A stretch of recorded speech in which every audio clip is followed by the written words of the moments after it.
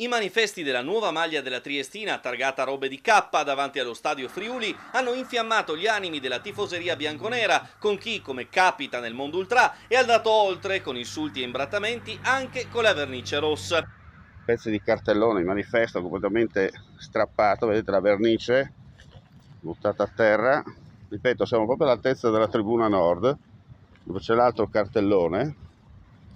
Forse è stato piazzato anche da un'altra parte, adesso stiamo facendo proprio, vedete la vernice rossa gettata oltre alle scritte.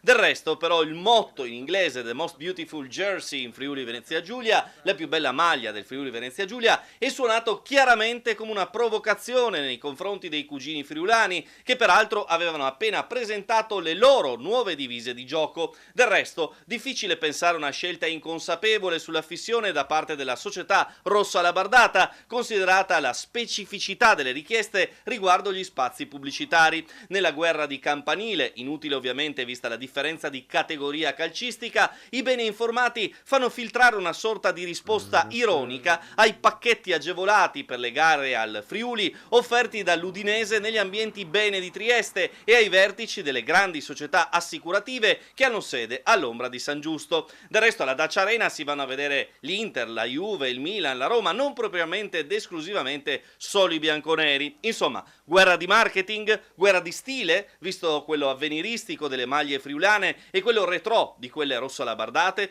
La memoria non può che andare alla controversa bagarre del marchio tipicamente friulano, sparata in pompa magna dall'allora Giunta Tondo, quando anche la Iotta e i Pedocci finirono per parlare in marilenghe. Storie, battute e ironie di una regione che peraltro di anime non ne ha solo due, ma una decina almeno, dove se un triestino si trapianta a Muggia si sente dire Titese Foresto e se un friulano si accasa a Pordenone praticamente trasloca in Veneto.